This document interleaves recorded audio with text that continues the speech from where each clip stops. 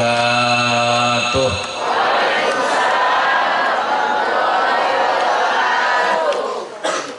Bismillah walhamdulillah wassalatu wassalamu ala rasulillah wa ala alihi wa ashabihi wa man tabi'ahu ila yaumil qiyamah, amma ba'd.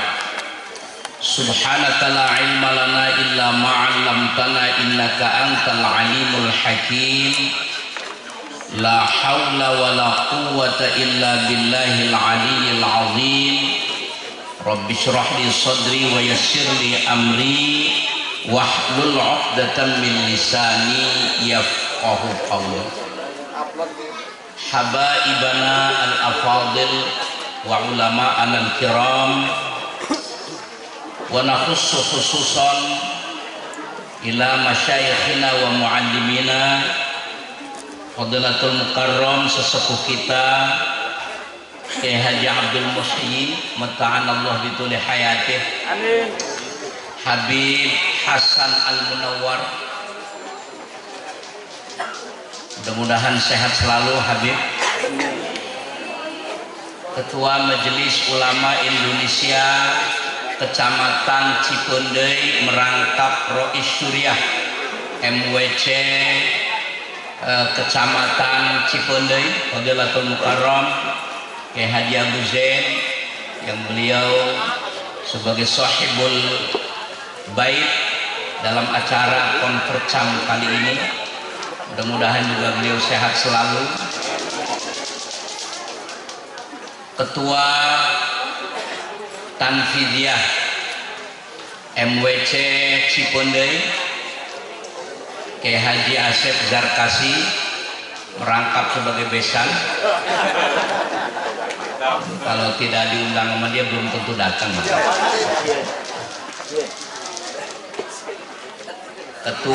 Wakil ketua PCNU Fadilatul Mukarram Kiai Haji Ja'far Siddiq MSI. Tidak salah kalau beliau tadi menyebutkan saya ini sebagai sahabatnya, karena jungkir baliknya sudah lama dengan beliau. Sampai beliau pensiun ini mantan pejabat. Beliau ini di Dinas Pendidikan pernah menjadi kepala Dinas Pendidikan di Tambak Dahan ya. Dan juga beliau ini sama-sama saya di S2 nya ada kesamaan juga, istri sama-sama masih satu, alhamdulillah. Dan insya Allah sampai akhir hayat, insya Allah.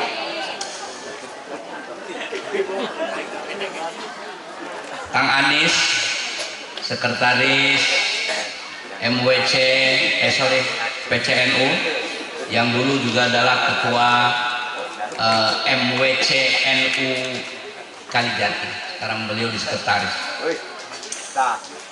Kemudian punten, saya agak belakang menyebut Pak Kapolsek, izin mohon maaf Pak Kapolsek, ini susah cari polsek yang bertitel Kompol. Mudah-mudahan sehat selalu Pak Kompol Rustiawan, Pak Sekmat, Pak Sahade, Pak Ade, Pak Haji Ade. Ini deg-degannya pantas jadi ketua ini gini.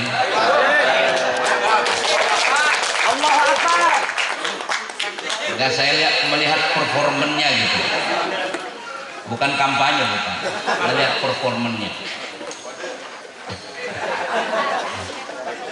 Ibu-ibu, halo, sinyal kuat, baterai bagus, pulsa saya kene, lanjut. Nah, ini muslimat di dia sareng Kalijati mah benten. Namun muslimat Kalijati ditaros pabrik lanjut talangkung kiai. Di sana tidak ada yang berani merentah kiai takut kuala. Ternyata ini anak buahnya Pak Asep Zarkasi ini berani-berani. Hadirin wal hadirat, santri yang hadir, mudah-mudahan kita ini senantiasa diberikan kemuliaan, diberikan kesehatan oleh Allah Subhanahu wa Ta'ala. Izin saya tidak menyebutkan sesepuh-sesepuh yang lain, karena wajahnya hafal, cuma nama saya tetap salah sebut. Oke. Saya diamanati oleh Pak Ketua MWC Cikoneng untuk menyampaikan tentang bekal KNU-an. Saya yakin kalau berbicara bekal, NU yang ada di Cikoneng ini sudah punya bekal yang luar biasa banyak. Tetapi izinkan Bu, halo, itu digorona mencicing wae dulu. Karena ini perintah besan, saya sampaikan meskipun sedikit. Yang penting aja yang saya sampaikan, karena yang paling inti nanti kita akan pemilihan dan juga mendengarkan laporan dari MWC yang sudah 1 tahun atau 5 tahun yang lalu berkiprah dan berjuang untuk membesarkan NU di Cikoneng ini. Alhamdulillah. Saya izin duduk ini. Biasanya orang kalau cari kursi perlu pakai baliho. Saya tanpa baliho, alhamdulillah sudah disediakan kursi. Saya ingin menyampaikan ada 3 pilar perjuangan NU. Yang pertama adalah perjuangan yang terkait dengan perjuangan diniyah, yang terkait dengan apa yang harus diperjuangkan oleh NU di dalam bidang keagamaan. Kemudian yang kedua, perjuangan NU itu pilarnya adalah pilar watoniyah. Apa saja yang harus diperjuangkan oleh NU tentang negara. Yang ketiga, yang tidak kalah pentingnya adalah perjuangan NU di dalam bidang ijtimaiyah. Itu tentang kehidupan bermasyarakat. Jadi diniyah, watoniyah, dan juga ijtima. Bisa diulang Bu? Kahiji diniyah, nu kadua watoniyah, nu katilu namun aya artos gitu. Apa sebenarnya yang diperjuangkan oleh NU di dalam bidang diniyah ini? Seperti ulama-ulama kita mengatakan bahwa kita ini harus mempertahankan, menyebarkan pola-pola keislaman ahlus sunnah wal jamaah. Pak, halo? Sinyal kuat kene? Lain jam 11 geus mulai. Ya Bu, ahlus sunnah wal jamaah. Ahlun itu artinya keluarga, sunnah itu adalah orang-orang yang mengikuti ajaran Rasulullah, al-jamaah itu adalah kaitannya dengan ajaran-ajaran yang pernah disampaikan oleh ulama-ulama dan sahabat-sahabat. Nanti akan diterangkan. Dalam diniyah ini sebenarnya materi tentang pendidikan kader ini. Ini makanya harus ikut PKPKNU, PKPNU. Kalau dulu ada madrasah kaderisasi atau madrasah kader NU. Kalau sekarang namanya saja dirubah, cuman ada peningkatan materi. Ya. Jadi pengurus itu seyogianya harus ikut. Kenapa? Ini adalah syarat daripada untuk menjadi pengurus. Kalau yang belum ikut diangkat misalnya jadi pengurus, setelah itu harus mengikuti kaderisasi. Nah, nanti ada PM-nya, kemudian nanti akademiknya. Nah, kalau mengikuti akademik kaderisasi itu adalah untuk pengurus tingkat wilayah dan pengurus besar Nahdlatul. Nah, sekarang ketua-ketuanya ini, pimpinan-pimpinan, saya lihat di sana ada ketua NU-nya, ketua muslimatnya, ketua fayatnya, sekretarisnya di sana, termasuk wakil ketua saya lihat sedang ikut tentang TOT-nya, itu tentang pelatihan tutornya, yaitu di Garut kalau tidak salah ya, mereka sedang mengadakan kegiatan itu. Bapak Ibu, halo, saya sekarang karena sudah tua agak nyantai bicaranya, nggak seperti waktu zaman muda dulu. Kalau masih muda dulu Pak, wah saya bersemangat. Sekarang mungkin sudah incuna opat jadi mulai berkurang. Jadi nges aki-aki aja namanya. Jadi Ahlus Sunnah wal Jamaah itu setidaknya ada 3 jalur yang tidak boleh tidak kalau seandainya kita ingin masuk tergolong daripada Ahlus Sunnah. Yang pertama ukurannya adalah ukuran akidah. Akidah Ahlus Sunnah wal Jamaah itu adalah bermadhab, beraliran yang pernah dibawa oleh pertama Syekh Abu Hasan Al-Asy'ari, dan yang kemudian yang kedua Abu Mansur Al-Maturidi. Ini 2. Jadi mereka ini adalah menggunakan tawassul. Imam Hasan Al-Asy'ari ini dulu itu pernah, mohon maaf, mengikuti gerakan-gerakan Mu'tazilah. Memang ada yang menuduh, kenapa kok kalian itu ikut mazhabnya Al-Asy'ari? Bukankah Asy'ariyah itu orang Mu'tazilah? Ya dulu. Karena memang bapaknya Syekh Al-Jubba'i itu menikahi daripada ibunya. Di Al-Jubba'i itu adalah merupakan bapak tiri daripada Syekh Abu Hasan Asy'ari ini, adalah beliau itu bermadhab Mu'tazilah. Mu'tazilah itu mengandalkan logika. Bahkan ketika ada hadis yang mengatakan nanti kita di akhirat itu akan ketemu dengan Allah. Bu, ingin ketemu dengan Allah? Kita bisa melihat Allah. Di dunia ini kita tidak bisa melihat Allah. Bahkan ketika Nabi Muhammad SAW di Isra Mi'rajkan, ditanya oleh Aisyah, "Atara rabbaka ya Rasulullah?" Apakah engkau pernah melihat Allah? Beliau mengatakan, "Nurun anna ara." Cahayalah yang menghalangi saya.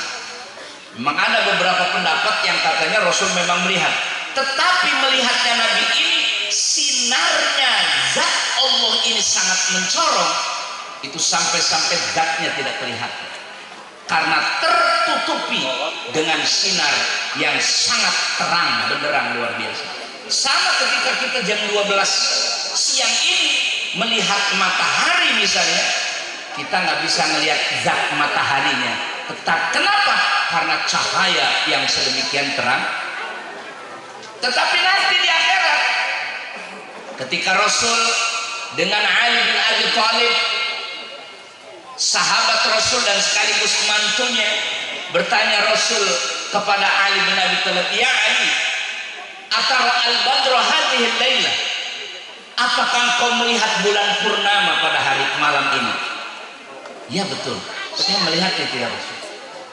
Kata Rasulullah, "Insya Allah sanara rabbana yaumal qiyamah kama nara al-badra hadhihi al-lailah."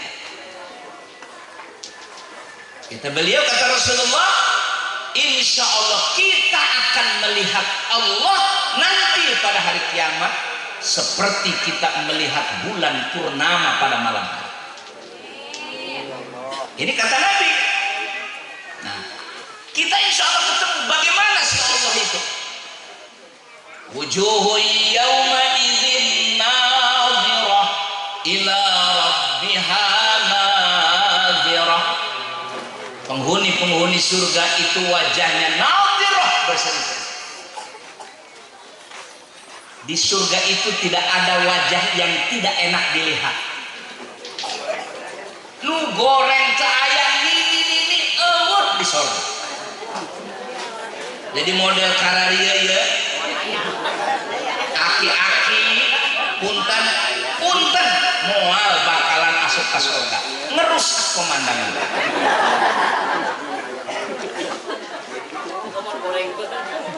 Kenapa? Ini ada Rasulullah itu pernah didatangi seorang nenek-nenek. Ya Rasulullah, ud'ullah li an adkhulal jannah. Doakan saya supaya saya ini masuk surga. Apa jawab Nabi? Innal ajuza mislaki lan tadkhulal jannah.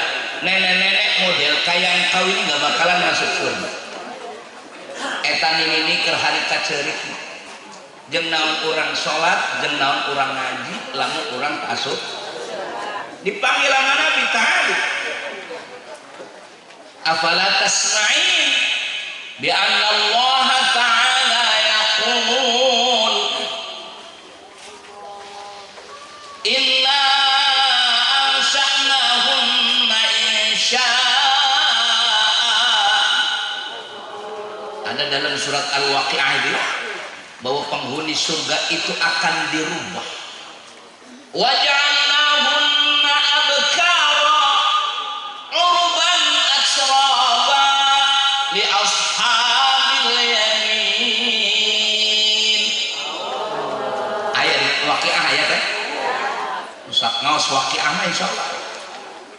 Waja'alnahunna abkara, dan penghuni-penghuni surga akan dijadikan abkar, perawan.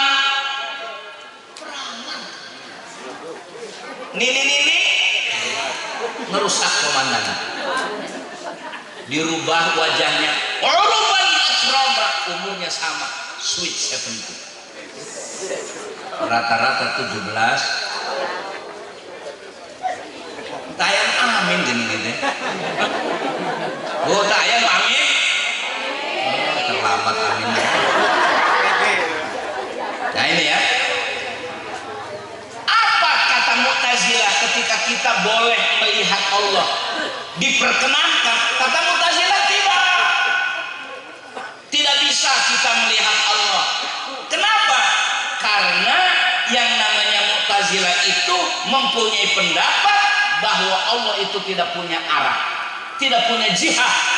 Kalau seandainya kita bisa melihat Allah, berarti Allah ada arahnya. Kalau kita ada posisi di utara, kita bisa melihat Allah, berarti Allah bisa jadi ada di selatan. Cek manehna, maka Mu'tazilah menafikan ru'yatullah fil jannah. Padahal jumhurul ulama mengatakan insya Allah ru'yatullah fil jannah hakun, bahwa melihat Allah pada hari kiamat nanti di surga itu adalah hak ada. Ini salah satu contoh tentang bagaimana kita bedanya dengan Mu'tazilah. Maka Asy'ari meskipun dulunya Mu'tazilah, tetapi dia kembali. Maka dengan demikian ajaran Asy'ariyah ini pola utamanya adalah mempertahankan nas. Kegiatan apapun terkait dengan tauhid itu nas dulu didahulukan. Tetapi ketika nas itu membutuhkan tafsir, maka tafsirnya yang kedua itu adalah ditafsirkan dengan hadis. Kalau tidak ada hadis, tidak diketemukan, maka diizinkan di sana dalam Ahlus Sunnah wal Jamaah adalah untuk mengkombinasikannya dengan al-aql. Maka di sana an-naql wal aql itu diseimbangkan oleh Imam Asy'ari. Itulah yang kita dijadikan panutan. Wahabi lebih mendekatkan kepada nas. Ketika nas tidak cocok dengan akal kita, dipaksakan model kita. Misalnya ketika Allah turun setiap sepertiga malam terakhir daripada malam, maka ketika Allah turun ditafsirkan di sana, siapa yang turun? Allah yang turun. Ibnu Taimiyah mengatakan turunnya Allah itu seperti apa? Seperti turunnya saya dari mimbar ini. Jadi ini yang diyakinkan oleh Wahabi, penganut mazhab mujassimah, seolah-olah Allah itu punya jisim seperti yadullah fauqa yadun, tangan. Kalau Asy'ari mengatakan tidak mengartikan dengan yadun itu dengan tangan, tetapi adalah as-sultah ataupun kekuasaan. Kenapa? Dikhawatirkan adanya Allah itu seolah-olah sama dengan laisa kamitslihi syai'un wa huwas samiul. Nah ini. Jadi ini Asy'ari. Al-Maturidi sama sebenarnya, cuman beliau di dalam sifat Allah itu merinci. Ada 20 yang sudah dihafal sejak kecil kita. Wujud, mukhalafatul lil hawadisi, qiyamuhu bi nafsihi wahdaniyah. Itu hebatnya orang-orang tua kita dulu, menanamkan supaya anak hafal, dijadikan wiridan, dijadikan baca-bacaan sebelum sholat. Orang mah TikTok,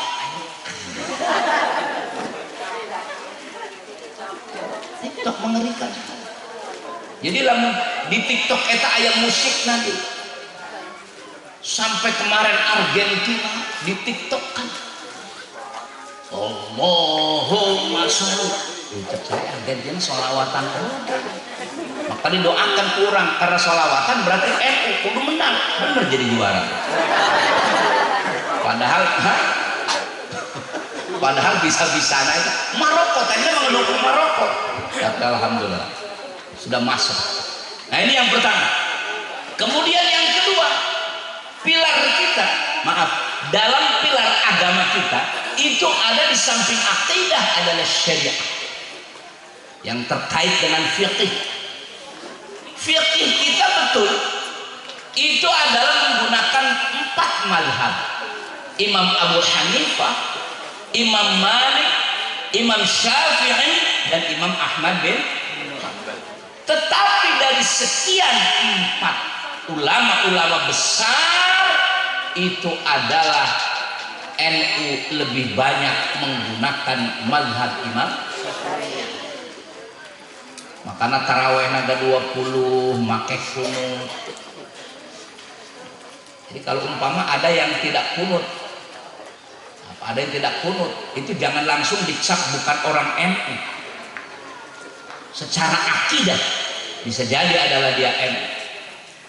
Tapi pas giliran masalah syariah kadang-kadang ada berbeda. Jangan kita fokus ente kekunutan berarti lain NU. Jangan difonus seperti itu dulu, karena banyak juga mereka-mereka yang tidak kunut juga NU, tapi buktinya tahlilan. Kalau tahlilan itu keharusan bagi kita warga NU, lumayan untuk memberikan keberkahan santri-santri. Santri biasa dahar karar itu, tapi pas ayat tahlil ada perbaikan gizi sedikit. Makanya doa anak santri itu kadang-kadang, ya Allah moga-moga ilmu faeh disukai. Tahlil itu isinya doa. Tahlil isinya Allahumma ighfir lahum warhamhum wa'afi wa'fu anhum. Pak Kiai tadi mengajarkan kita doa ketika habis tahajud. Itu bagus sekali. Orang NU itu ciri-ciri doanya tidak pelit. Bukan hanya mendoakan dirinya saja. Ini kadang-kadang Allahumma ighfirli dzunubi wali walidayya. Doakan Allahumma ighfir lana. Pertama kita nggak apa-apa, doakan orang tua, doakan guru-guru kita, doakan murid-murid kita. Waghfir li jami'il mu'minin wal mu'minat wal muslimina al ahya'i minhum. Nunggas paeng masih hirup kene ge didoakan ke orang supaya Allah mengampunkan dosa-dosanya. Itulah kata kiai kita tadi, Pak Kiai Abu Zaid mengatakan meskipun mereka ada yang nyolong, meskipun mudah-mudahan dengan doanya seorang kiai, doanya kaum muslimin itu mereka secara perlahan-lahan betul-betul mengamalkan Islam secara Bu. Yang ketiga masalah diniyah adalah tasawuf. Kalau sudah umur di atas 40 itu perlu tasawuf. Diukna lamun beres sholat teh, assalamualaikum warahmatullahi Allah malantas jalan masih ngorak keneh, langsung mau ditinggali ge WA, TikTok, Facebook. Tapi lamun geus 40 kaluhur, 40, 50, 60 habis sholat. Ya Allah ilahi anta maksudi wa ridhoka matlubi aqtini mahabbaka. Pasti ia adalah orang-orang sufi. Khusyuk. Kalau Abah Ana mengajarkan itu, kalau itu adalah zikir sir Allah, Allah, Allah. Kalau di TKI. Jadi perlu pendekatan diri kita pada Allah. Itu dengan adanya zikir-zikir itu seolah-olah mendorong kita, memaksa diri kita, seolah-olah kita ini sedang berhadapan dengan U'budullah ka'annaka tarah fa illam tarah wa huwa. Sembahlah Allah seolah-olah. Namanya seolah-olah. Bapak-bapak juga suka membayangkan lamun ketemu pamajikan teh, nggak setuju poe dibayangkan pamajikan. Seolah-olah. Namun pamajikan mah tenang, jangan sampai pamajikan orang seolah-olah artis. Nah itu yang bahaya. Innamal a'malu bisa bahaya makosid apa dalam kaidah fiqhiyahnya itu. Al-umuru bimaqasidih. Jadi jangan sampai justru yang halal bisa jadi makan ayam seolah-olah daging. Minum aqua, minum nggak boleh diniatkan minum bir. Aqua ya aqua, air putih oleh mineral. Bismillahirrahmanirrahim.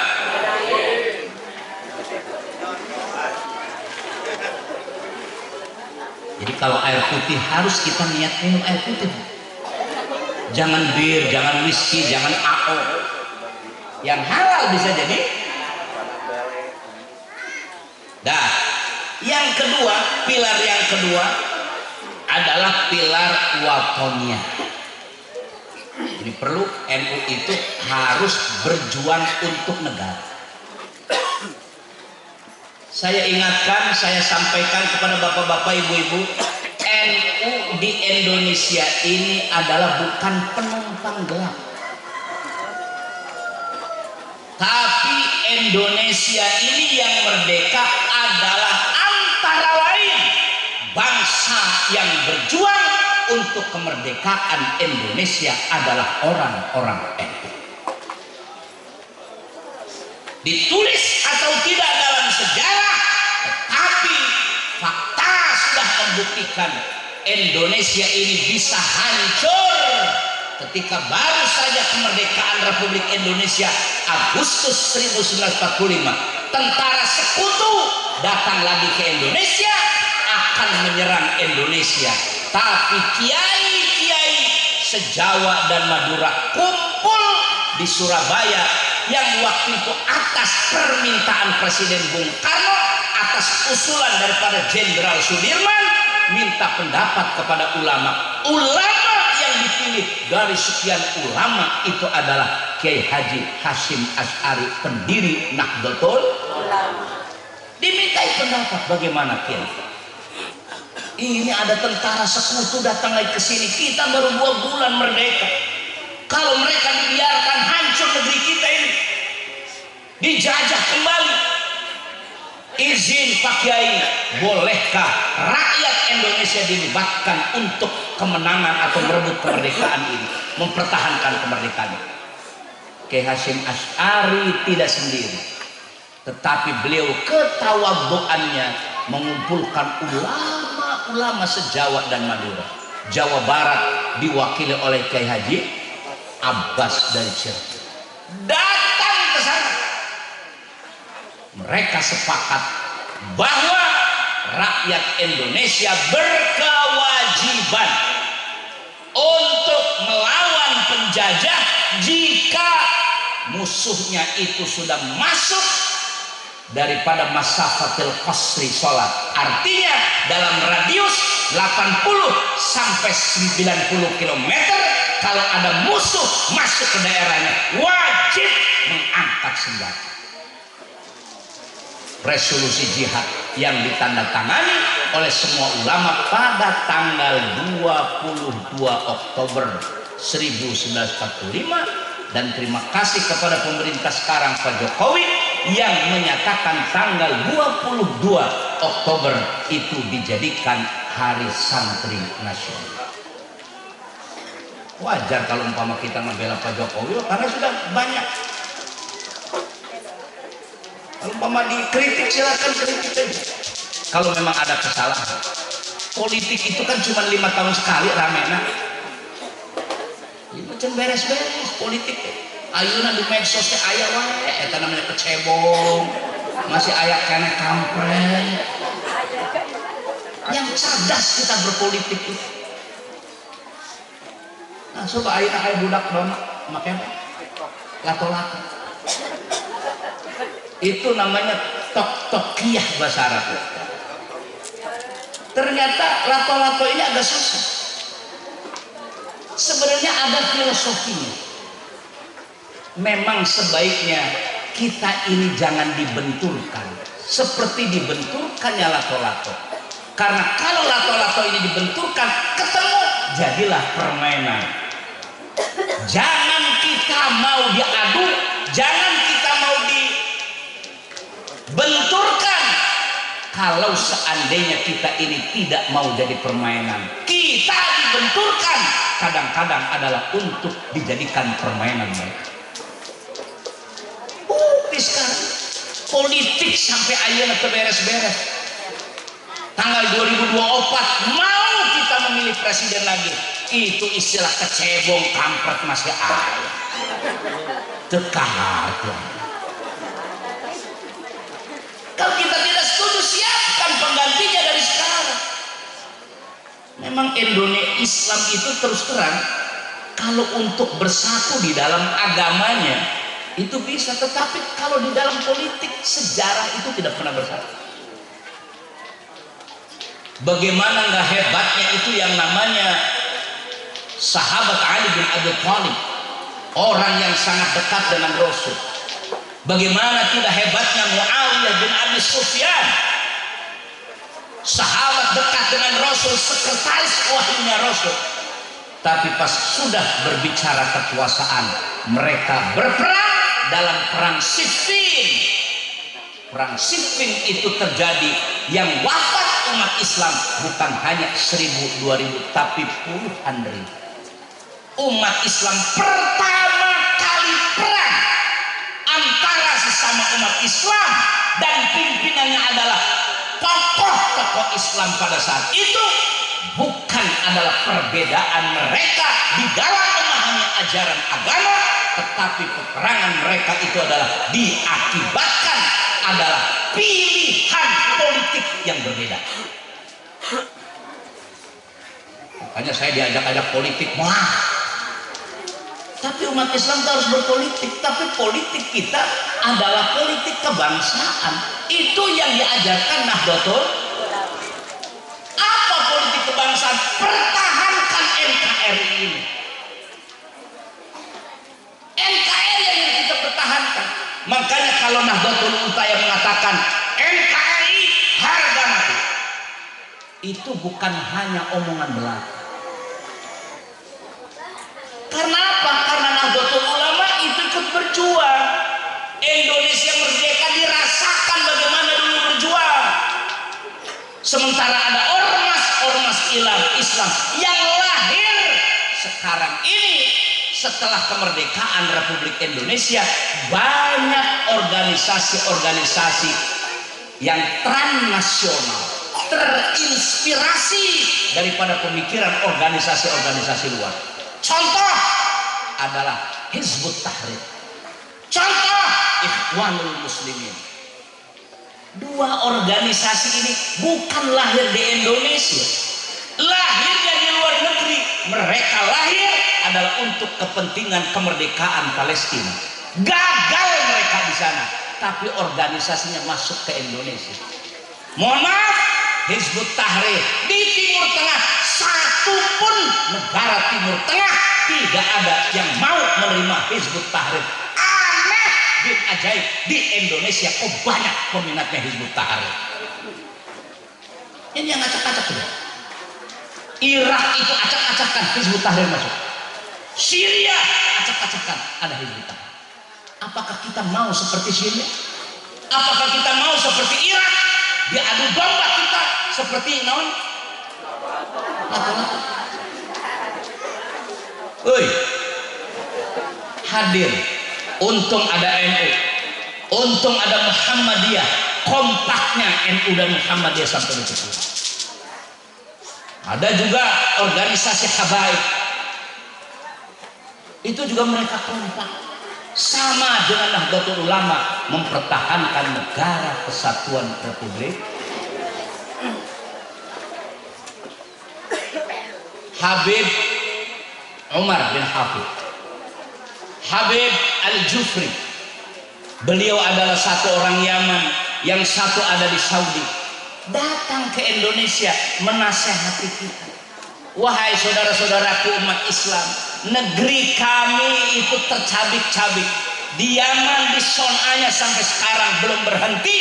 Itu adalah akibat adanya kelompok-kelompok tertentu yang berjubah Islam, tapi dalamnya bukan Islam, tetapi adalah kepentingan politik yang digunakan.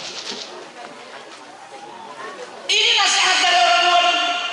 Habib Ali Jufri berapa kali datang ke Indonesia, berpidato di depan kita, mengingatkan jangan ikut-ikutan. Belum tentu orang yang berkopiah kayak saya, udang-udangnya gede, sorbannya, belum tentu lebih baik dari Anda. Itu kata Habib Ali Jufri. Kenapa nasihat orang-orang yang luar negeri melihat dan mereka merasakan di negerinya acak-acakan, itu kita tidak ambil manfaatnya, justru kita masih kekeuan. Kalau sudah hidup bernegara, kita ini adalah milik bersama. Bukan hanya umat Islam saja yang memiliki Indonesia, tapi ada agama-agama lain. Maka untuk itulah, supaya Indonesia tetap aman, tetap damai, kita pertahankan RKN ini dengan dasar Pancasila. Apakah kita tidak melaksanakan ini? Rasul sudah melakukan seperti itu. Ketika Rasul ke Madinah, supaya negaranya aman, suku banyak, ada Aus, ada Khazraj, Yahudi, Nasrani ada, Islam ada. Hebatnya Rasulullah pada saat itu membuat fondasi negara yang dipimpin oleh Rasulullah, pakainya adalah dengan piagam Madinah atau Wafiqah al-Madinah al-Munawwarah. Di situ tidak menyebut agama, tetapi disebut adalah Darussalam, rumah kedamaian, negara kedamaian, dan tidak disebut negara Islam. Silakan Anda Yahudi mengamalkan ajaran agama Anda, silakan Anda Nasrani mengamalkan ajaran Anda. Cuma satu, komitmen bernegara kita harus jaga sama-sama. Tetapi dalam sejarah kemudian ternyata berkhianat itu Yahudi. Nah, Bani Nazir, Bani Quraidah menantang Rasulullah akan mencabik-cabik daripada piagam yang sudah disepakati. Akhirnya mereka terusir dari kota Madinah, pindah ke Khaybar. Ujung-ujungnya di Khaybar pun mereka diusir pun. Bukan Rasul yang memerangi mereka, akibat mereka adalah keluar daripada konstitusi, daripada mitsak yang sudah disepakati pada saat itu.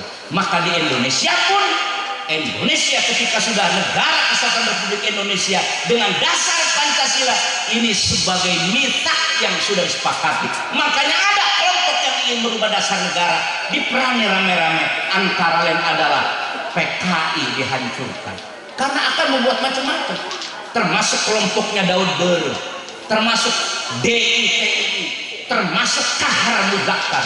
Meskipun Islam, karena mereka ingin memperjuangkan konstitusi di luar daripada mitsaqon ghalidho ini, maka mereka pun diperangi. Sudah ada contohnya. Kenapa sekarang kita mau bikin gara-gara lagi? Halo?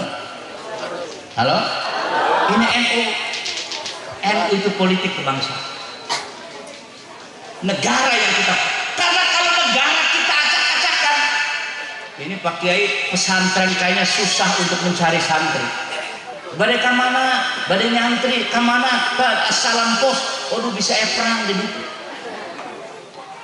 Negara tidak ada. Makanya kita pertahankan sekarang. Kalau negara kita ini dipimpin oleh orang-orang yang tidak mendukung Islam, sekarang kita masih sholat berjamaah. Saya di Turki 10 hari kemarin, itu ngedengar azan subuh, pas azan subuh nggak ada tarhim, nggak ada sholawatan. Di Indonesia setengah jam sebelum sholat itu kaset baca Quran sudah ada. Di Turki tidak ada. Yang konon katanya Turki itu lebih Islami dari Indonesia. Nggak. Coba lihat, saya pernah ke Palestina, saya pernah ke Yordania. Islam di Indonesia ini Masya Allah. Makanya Syekh Dr. Taufik Ramdhani, anak daripada tokoh dari orang Syria, ketika dia jalan dari Bandung terus ke Ciamis akan mengadakan mubes kita waktu itu di sana NU, subhanallah, dia berpesan kepada warga Indonesia, jagalah Indonesia yang sudah aman, jagalah kedamaian, akhlak Anda santun sekali. Saya ini bukan kelahiran Indonesia, tapi pas giliran saya turun di satu tempat, mereka tidak tahu siapa saya karena saya ini adalah wajah Arab. Mereka cium tangan, tidak pernah bertanya kepada saya. Masya Allah, ini akhlak orang Indonesia perlu dijaga seperti ini. Saya ingin tularkan di negeri saya seperti Indonesia, dan itu hal yang mustahil akan terjadi. Tolong besan. Join. Saudara, ini kita mempertahankan seperti ini. Jadi jangan sampai ada ide-ide baru. Kita sudah 70 berapa tahun Pak merdeka dulu? 70? 7 kita merdeka. Pengajian model kayak ini nggak ada yang dilarang, bebas. Betul atau tidak? Bikin organisasi bebas. Tapi di Arab Saudi saya kumpul saja ketika saya dulu di Madinah belajar di sana, ada kumpulan 5 orang ngariung, langsung intelijen datang, ishada istimewa, ada kertas ishada, langsung bubar. Kita khawatir, langsung ditangkap, khawatir. Jadi ada pertemuan 5 orang saja dicurigai. Di sini kumpulan banyak orang, beres sholat di masjid, kurang ngariung sambil ngerokok, tidak ada yang lain.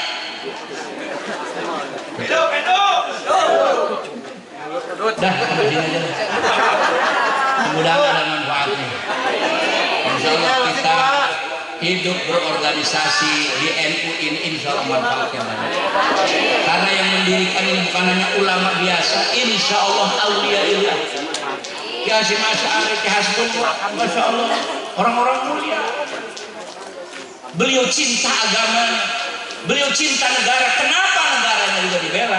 Karena kalau negara tidak dibela, bagaimana kita aman untuk beribadah, mengamalkan ajaran agama? Tempat dulu dibereskan, ulang arek sholat ya. Di mana sholatnya? Tempat heula dibereskan. Di sapuan heula, lamun aya najisna dibuang aja kakar, kurang bisa sholat. Demikian pula di negeri kita, bagaimana ibadah akan tenang kalau seandainya negara kita acak-acakan. Maka untuk itu kita harus mempertahankan negara kesatuan Republik Indonesia ini agar kita mengamalkan agama kita juga dengan khusyuk dan tentram di antara kita. Demikian, wallahul muwaffiq ila aqwamit thoriq. Wassalamualaikum warahmatullahi wabarakatuh.